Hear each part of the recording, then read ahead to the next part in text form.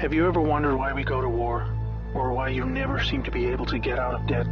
Why there is poverty, division, and crime? What if I told you there was a reason for it all?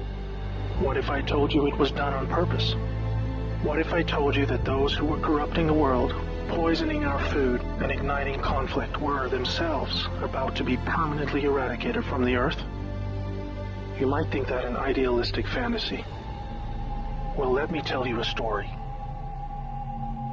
We acknowledge there are criminals, of course. They rob your house, they steal your phone. They can murder you too if they think they can get away with it. We have all experienced criminals in one way or another. Criminals, as we know, are those who choose personal gain over the rights of others and have no regard for the law. But here is where you need to expand your thinking. Criminals can also succeed in business and politics, and can be elected as our leaders. If a criminal became the president, imagine what they could achieve. They could use the full weight of their executive power to commit much larger crimes, and ensure they and their friends were enriched to the fullest extent possible. A criminal president could create alliances with other criminal presidents, and then collaborate on more global criminal activities. Anything goes. Drug running, human trafficking, whatever makes the big bucks. The 20th century was turbulent with war, economic disaster, famines, and displacement. We have always accepted these things as just human nature, and simply the way the world works. Something inevitable, and due to the weaknesses of human nature that drive us to these actions. This is where we were all tragically wrong. You are not a criminal. I'm not a criminal. So how can we just assume that it is human nature that is driving all this pain and misery? What if it wasn't human nature at all, and as a result of something more deliberate? We were taught that capitalism was the cause of a massive rich-poor divide and the reason for poverty, which in turn is the reason for war, crime, and starvation. Others were taught that communism, the system of equal wealth across all people, was really to blame for the mess. But you see, folks, it is none of these things. It is not our nature to fight and be racist. It is not in our nature to rob from others. What you must learn is that it was the criminals all along. Yes, they got power. More power than a criminal should ever have. They rose to the top of media companies that control our news and entertainment. They ascended to the top of the banking system, also to the Oval Office, to Brussels, to the Vatican, to the Crown. They crept in quietly. They became leaders of agricultural companies who had control over our food supply. Also big pharmaceutical companies, the ones we trust to help us when we're sick. Nobody stopped them, and they just recruited more criminals to help them. First, they accumulated the world's wealth. They invented a system of money called central banking, which lends money to governments with interest, placing countries into eternal debt. People's wealth got less. Their wealth got more. Much more. When a criminal is already as rich as they can get, then protecting their ill-gotten gains becomes the priority. Angry citizens tired of being poor are a major obstacle and can revolt if they suffer enough. The criminals needed to prevent this, so they diverted attention to the last remaining competitor, the people of the world. You and me. We were not happy being ruled by criminals and having to work 3 jobs just to survive. They know we won't accept it.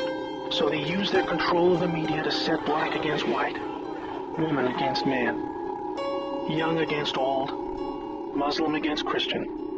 They convinced us we were the problem so that we would fight and destroy ourselves. To get it done faster, they attacked all aspects of humanity that make us strong. Like family, using their influence over culture, they popularized lifestyle choices that led to a surge in broken homes, lost youth, and substance abuse. I could talk all day about how else they deliberately weakened us, and it would turn your stomach.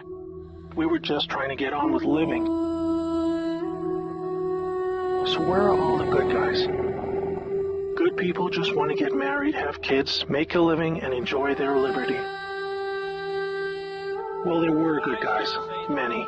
One became the President of the United States in January 1961. He knew about these criminals and wanted them gone. He knew their intentions for us all, and he wanted to fight them. Sadly, he had no idea how powerful they had become. Reagan also had good intentions for the American people. He knew this criminal mafia controlled almost everything by this stage, including the powerful rogue intelligence agencies. His economic policies were promising, but the criminals needed a weak America to hold on to their power. Reagan was shown with a bullet that a growing U.S. economy and prosperous citizens were not what the criminals wanted. It was looking pretty grim for good people. Every time someone wanted to stand up and do the right thing, they got stopped. Were we ever to be freed? These criminals are also known as the Deep State, or Cabal, because of how they control things behind the scenes. Every president after Reagan was one of these Deep State criminals, and their empire got even stronger. With each bad president came new depths America and the world would sink. The world collapsed into darkness. Do you need me to tell you how? Destroyed factories, declining job numbers, sicker people, opioids, destruction of Iraq, Syria, and Yemen with pointless war, displacement of people into Europe, ISIS, terrorism, collapsed governments, poverty, and genocide. Total misery. Do you think that was inevitable? Hell no. Well, here's where things start to take a new turn.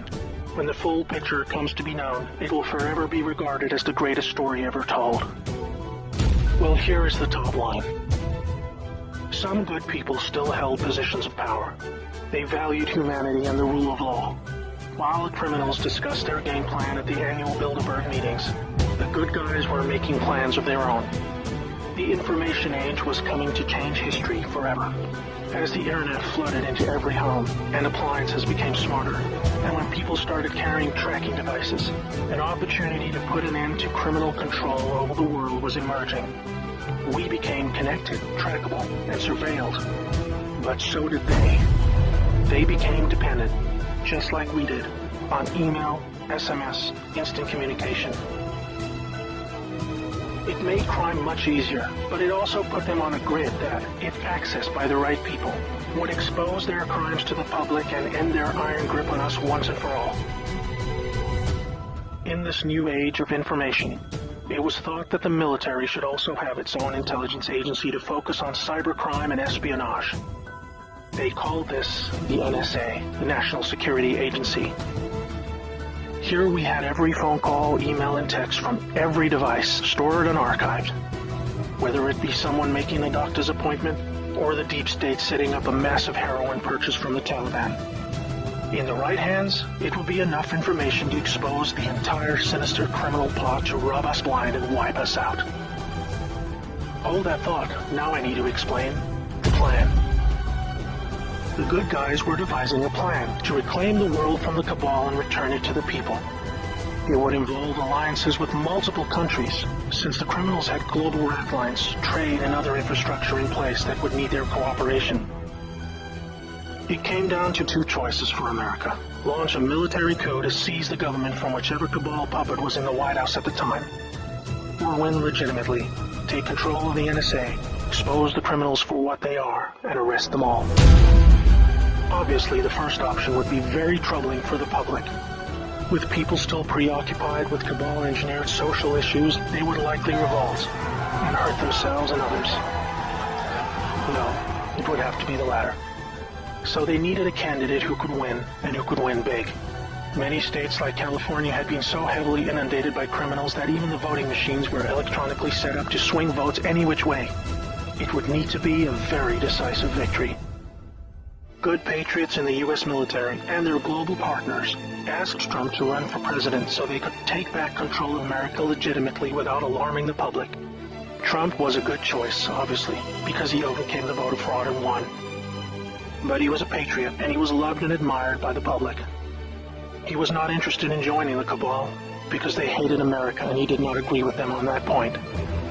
As soon as he showed interest in taking power, they activated their media assets to viciously turn on him. That's when we saw the sudden hatred emerge. Even when he won, the cabal still had no idea what he was a part of, and the sophisticated plan that was about to unfold against them. Shocked at their loss, they mobilized their full arsenal of intelligence, media, money, and technology to try and take back power. There are people at the top of the DOJ and FBI that put together a plan to frame Trump and have him impeached. This is where we come back to the NSA again. All messages were stored and could be used to expose this plot and prevent Trump's overthrow. An entire book will be written about the first 2 years of Trump's presidency. False flag terror attacks, down planes, missile alerts, assassination attempts. Here is the point. The world is currently experiencing a dramatic covert war of biblical proportions. Literally the fight for Earth, between the forces of good and evil.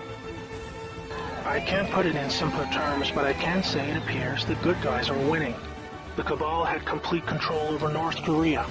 They hijacked the Kim dynasty, took them hostage, and worked to build up a nuclear arsenal to threaten the world. Kim Jong-un suddenly embracing peace was simply because the deep state were beaten and driven out. ISIS was also destroyed in the year following Trump's win. We are all starting to see the pattern now, that enough time has passed, that our biggest global concerns are starting to recede, and peace is returning. It is all evidence that the good guys are winning the war. But we are still in the middle.